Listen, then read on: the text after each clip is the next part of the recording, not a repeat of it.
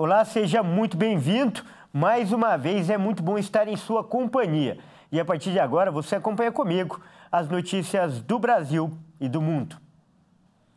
E eu começo essa edição falando de saúde. A campanha nacional de vacinação contra a gripe termina na próxima quarta-feira. E até agora a adesão tem sido baixa.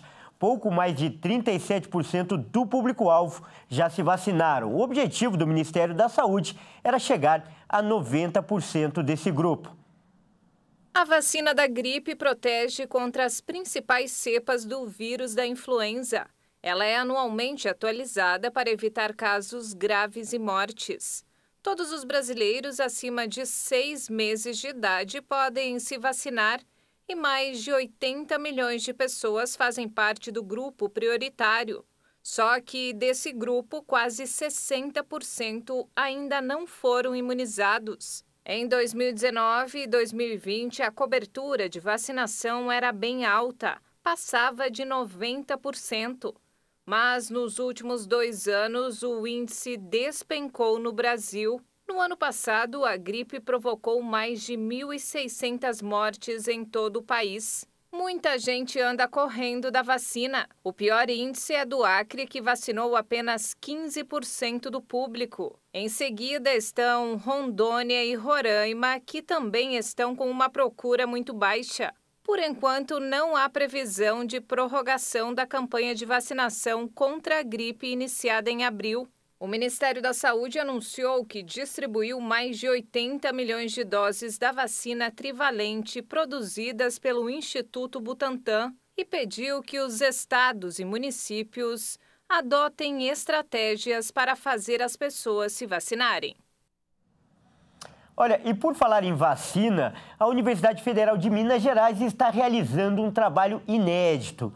Pesquisadores estão desenvolvendo uma vacina para dependentes químicos e os primeiros testes apresentaram bons resultados. A calamidade global da dependência química é visível para todos nas ruas das grandes cidades. De acordo com o Escritório das Nações Unidas sobre Drogas e Crime, o crack e a cocaína são consumidos por mais de 20 milhões de pessoas no mundo. É considerado um problema de saúde pública, uma vez que os governos estaduais e federal procuram alternativas para tratar os dependentes dessas e outras substâncias. E pesquisadores da Universidade Federal de Minas Gerais já estão avançando em busca da obtenção de uma vacina contra o vício, da heroína e também da nicotina. A gente já conseguiu terminar todos os estudos em animais que são necessários para registrar esse medicamento na Anvisa. E a gente poderia transferir essa tecnologia ou para um laboratório público, como a FUNED, que produz vacinas em Minas Gerais, ou o Instituto Butantan em São Paulo, para que ela pudesse ser disponibilizada, né, no mercado público e no mercado internacional, de forma a poder trazer alento para essas pessoas e as suas famílias. O imunizante foi desenvolvido a partir de moléculas modificadas da cocaína. A vacina induz o sistema imune a produzir anticorpos que se ligam à droga já presente na corrente sanguínea dos animais. Essa ligação aumentou o tamanho das moléculas do entorpecente, impedindo a passagem delas pela estrutura que regula o transporte de substâncias entre o sangue e o sistema nervoso central. Sem chegar ao cérebro, o animal não sentiu os efeitos do narcótico. Os médicos esperam que no teste com humanos, a vontade de consumir crack e cocaína seja drasticamente reduzida. Segundo o pesquisador Frederico Garcia, mesmo com as possíveis crises de abstinência, a tendência é que a compulsão seja interrompida, o que poderá dar ao paciente mais tempo e condições físicas para seguir com o tratamento contra a dependência. O que a gente quer com essa vacina terapêutica é ajudar as pessoas que têm a dependência de cocaína e crack a conseguir evitar a primeira recaída, que elas desligam o circuito de recompensa que leva à compulsão à droga. E toda vez que elas consomem novamente, esse circuito se aciona e eles voltam a ter compulsão. O que a vacina faz é com que o organismo deles produza anticorpos contra a cocaína e esses anticorpos impedem, né, a entrada da droga no cérebro, religando esse circuito e fazendo com que a pessoa tenha uma chance maior de abandonar o uso da droga. Mesmo com tantos benefícios, é importante não encarar a vacina como a única solução para o problema das drogas. O objetivo dela é ser uma ferramenta num lugar onde nós não temos medicamento nenhum, ou seja, traz uma oportunidade onde não existe oportunidade hoje, Mas a gente acredita que dentro de um programa de tratamento, ou seja, que vai incluir outros medicamentos, psiquiatra, psicólogo, isso vai fazer com que a gente consiga evitar boa parte das internações, mas alguns pacientes vão continuar precisando de internação para conseguir iniciar esse tratamento. Para que os testes em humanos comecem, é necessário o aval da Agência Nacional de Vigilância Sanitária, a Anvisa. Mas para isso, os pesquisadores precisam de recursos para que o estudo avance. Segundo eles, se houver verba disponível, a pesquisa pode ser concluída em 2 ou 3 anos. A vacina também deve proteger os bebês das gestantes usuárias de drogas. Os testes realizados até agora mostraram que os anticorpos podem ser repassados aos fetos. Ela também impede a passagem pela placenta e esses anticorpos também passam para o bebê, de forma que o bebê não sente os efeitos da droga e isso diminui, em princípio, os efeitos obstétricos, um maior número de aborto, descolamento de placenta, hipertensão durante a gravidez, e no feto, o crescimento reduzido e sinais de abstinência quando nasce e consequências durante a vida de criança e adulto. E os planos de saúde terão que garantir a cobertura de 2 novos tratamentos contra o câncer no Brasil. A decisão da Agência Nacional de Saúde Suplementar, inclusive, já foi publicada no Diário Oficial da União. A segunda atualização da lista de abrangências obrigatórias determina a cobertura de um tratamento contra o câncer de ovário e contra o câncer de próstata com metástase. A resolução da Agência Nacional de Saúde Suplementar também prevê cobertura para o teste genérico de deficiência de recombinação homóloga, usado para diagnosticar pacientes elegíveis à terapêutica com a associação das substâncias responsáveis pelo tratamento do câncer de mama e do cólon. No começo do ano, a ANS já havia determinado a aprovação de 4 procedimentos obrigatórios para bebês com atrofia muscular espinhal, para adultos com dermatite atópica grave, com linfoma e para mulheres idosas com osteoporose na pós-menopausa. O câncer de ovário é o 7º tipo de tumor mais comum no mundo e a 8ª causa de morte por neoplasia em mulheres, de acordo com a Organização Mundial da Saúde. Eu mudo de assunto agora para falar que mais de 10 milhões de brasileiros saíram da linha da pobreza no país em 2022. Mesmo assim, a maioria da população de 9 estados segue na pobreza. São famílias que vivem com uma renda mensal média de até R$ 665,02. Um estudo foi feito com base em dados de 2022 da Pesquisa Nacional por Amostra de Domicílios do IBGE. O levantamento aponta que a taxa de pobreza brasileira caiu de 38,2% para 33% entre 2021 e 2022, para um nível mais próximo de 2020. Mesmo com a queda, o número de pobres no país ainda é alto. São 70 milhões e 700 mil brasileiros vivendo em situações precárias. Antes eram 81 milhões e 200 mil em 2021. Todos os estados do país tiveram queda nas taxas de pobreza no último ano. Os estados com as maiores reduções foram Roraima, com 11,7% e Sergipe, com 9,7 pontos percentuais, mas eles seguem com taxas elevadas acima de 45%. Mesmo com a queda, Maranhão segue como o estado com os maiores indicadores. 6 a cada 10 maranhenses vivem na pobreza. Segundo o estudo, 2 fatores principais estão por trás da queda de pobreza em 2022. A melhora do mercado de trabalho e a expansão de programas de transferência de renda, como o Auxílio Brasil. A pesquisa mostra ainda que o número de brasileiros vivendo na extrema pobreza, ou seja, com até R$ 208,73 por mês, também diminuiu, recuando de 20 milhões em 2021 para 13 milhões e 700 mil em 2022. Isso significa que no ano passado, 6,4% da população vivia nestas condições. O pico também foi em 2021, com 9,4%. Mas o estudo destaca que, mesmo com a queda em 2022, os números também são considerados altos e os dados apontam que os indicadores continuam elevados de forma geral. A queda do ano passado fica ainda mais evidente porque 2021 teve a taxa de pobreza mais alta dos últimos 11 anos. De acordo com dados divulgados pelo IBGE, no final do ano passado, a pandemia da Covid-19 fez disparar a pobreza no Brasil. Com isso, o número de brasileiros vivendo abaixo da linha da pobreza bateu recorde em 2021.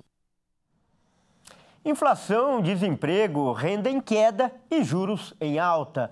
Fatores que fazem o orçamento ficar apertado e as contas acabam atrasadas. Essa é a realidade de 1 em cada 4 brasileiros que não consegue pagar todas as contas do mês, segundo pesquisa divulgada pela Confederação Nacional da Indústria. A situação é um pouco melhor para os 44% dos brasileiros que afirmam que conseguem pagar todas as contas, mas que não sobra nada. Nesse cenário, 7 em cada 10 brasileiros não conseguem guardar dinheiro. A dificuldade em pagar as contas vem mesmo com a redução dos gastos.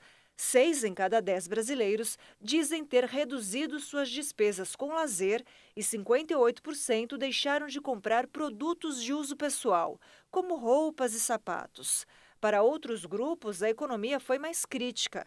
25% disseram ter reduzido ou deixado de comprar remédios e 19% deixaram de pagar plano de saúde. A pesquisa mostrou ainda que 16% chegaram a vender bens para quitar dívidas e 14% deixaram de pagar ou atrasaram o pagamento do aluguel ou da prestação do imóvel. Apesar disso, a pesquisa da Confederação Nacional da Indústria mostra que a expectativa da população é chegar ao fim do ano com um pouco mais de folga nas finanças. Do total dos entrevistados, 56% acreditam que até dezembro estarão com uma situação econômica pessoal melhor ou até muito melhor. E veja a seguir, pesquisa mostra que é cada vez maior o número de trabalhadores que aceitam ganhar menos para trabalhar em lugares que oferecem oportunidades de crescimento na carreira. E você vai ver também, vovó radical viraliza na internet com um vídeo em que aparece surfando em um rio do Pará. Nós voltamos já.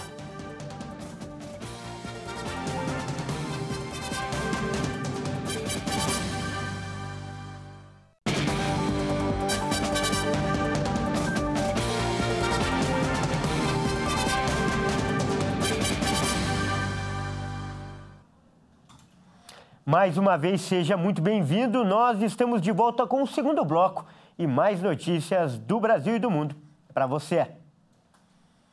E eu vou fazer uma pergunta agora. Qual é a sua prioridade na hora de procurar um emprego?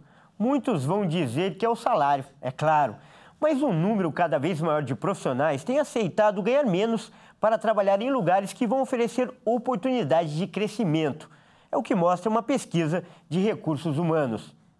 Há pouco mais de 2 anos, Johnny era supervisor de vendas em uma empresa onde atuava há quase uma década. Tinha um emprego estável, quando outra companhia ofereceu a ele uma nova oportunidade, com a mesma remuneração e iguais benefícios, mas num cargo inferior. E acredite, ele aceitou a oferta. Eu já os conhecia meio de que propagandas, eventos, então pela maneira que eles trabalham, muito mais flexível, dá autonomia para o colaborador, né? E eu sempre busquei isso, ter uma autonomia de trabalho, uma tranquilidade, um ambiente mais leve para trabalhar. Então, foi juntando esses fatores que me despertou um interesse. O Johnny é só um entre muitos trabalhadores que trocariam de emprego por causa da empresa, se essa for uma companhia que eles admiram e acreditam. Uma pesquisa feita com 3.500 candidatos mostra que mais da metade deles fariam exatamente o que o Johnny fez. O estudo online com pessoas que navegam em sites de carreira, feito pela Radiance, agência de publicidade voltada a recursos humanos, buscou entender o que motiva os profissionais atuais.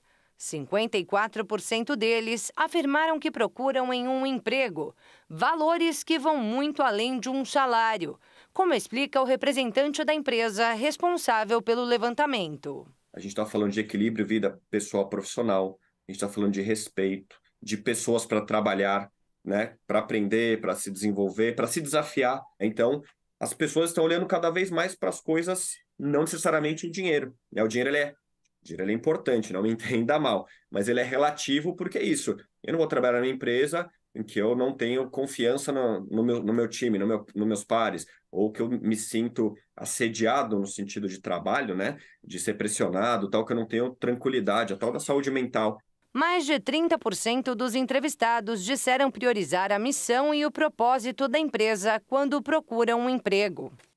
Elas querem compartilhar valores e saber o que as empresas estão fazendo para o mundo, né? Muito mais do que você gerar crédito ou você ajudar, enfim, a curar doenças e tudo mais. Que, de novo, o propósito, a missão, não existe a mais nobre ou menos, a melhor ou pior, tem aquela com a qual me identifico. Quase 28% dos profissionais disseram que primeiro avaliam o potencial de desenvolvimento profissional oferecido pela companhia. Pouco mais de 20% a cultura da empresa e 21,5% os produtos e serviços por ela oferecidos.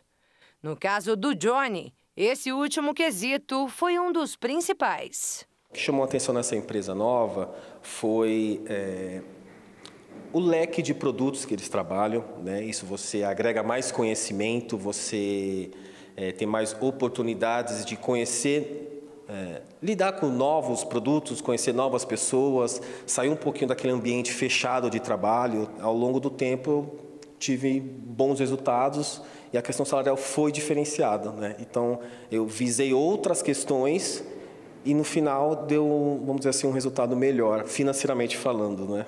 O especialista diz que hoje não são as empresas que escolhem os empregados.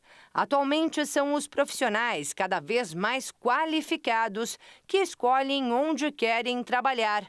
Por isso, segundo Caio, as companhias precisam investir em um bom site de carreira. Então, as informações mais importantes da sua empresa, da sua reputação, da sua missão, da sua cultura, seu jeito de trabalhar, tem que estar no site de carreira, porque ali sim, digamos que é uma página, entre aspas, estática, ou seja, ali tem um monte de informação que deve ser atualizada, então não é que ela é estática para sempre, né? Mas enfim, ali você tem a oportunidade de contar os diferenciais da sua empresa, por que as pessoas gostam de trabalhar ali, o que você oferece para a pessoa, como é que você vai convencer a pessoa de fato a falar, essa empresa que eu, eventualmente, ele me chamar a atenção num post, num vídeo, numa conversa, e tudo que acontece de fato nela, o site de carreira é o lugar que tudo acontece.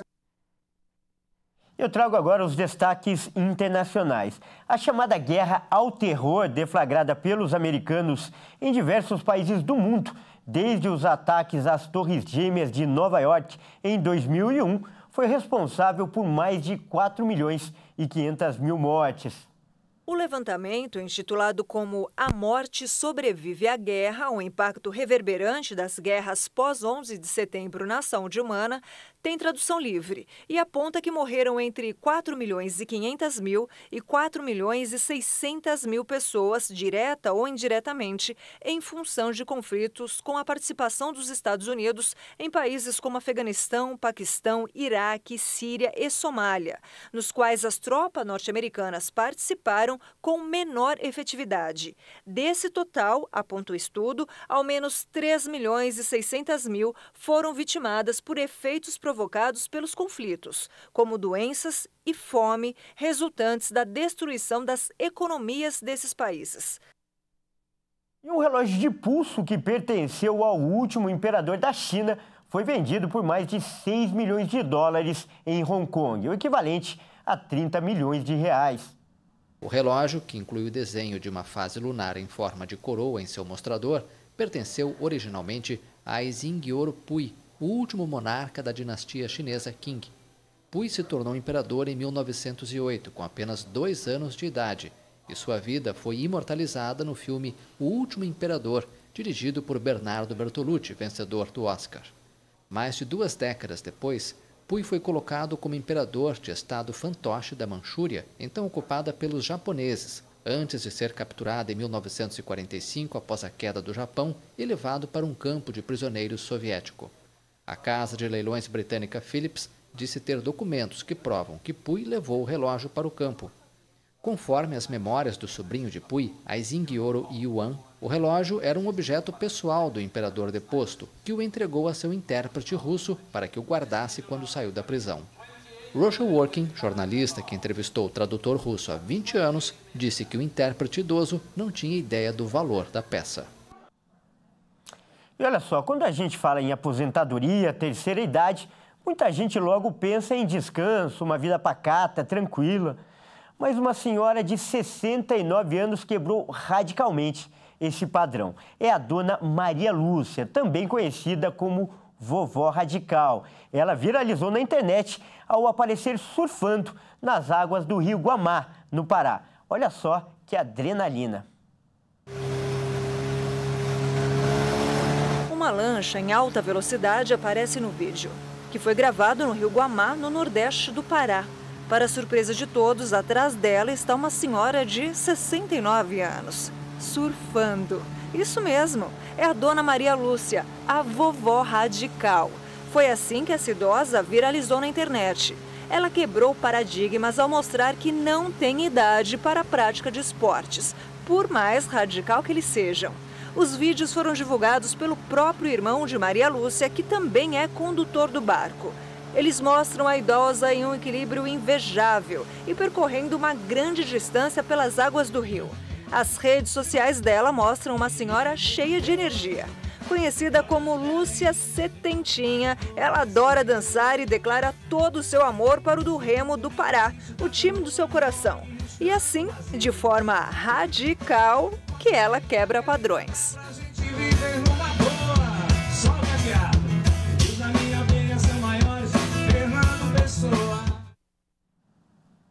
Bom, essa edição fica por aqui. Muito obrigado pela sua companhia e continue ligado em nossa programação. Até mais!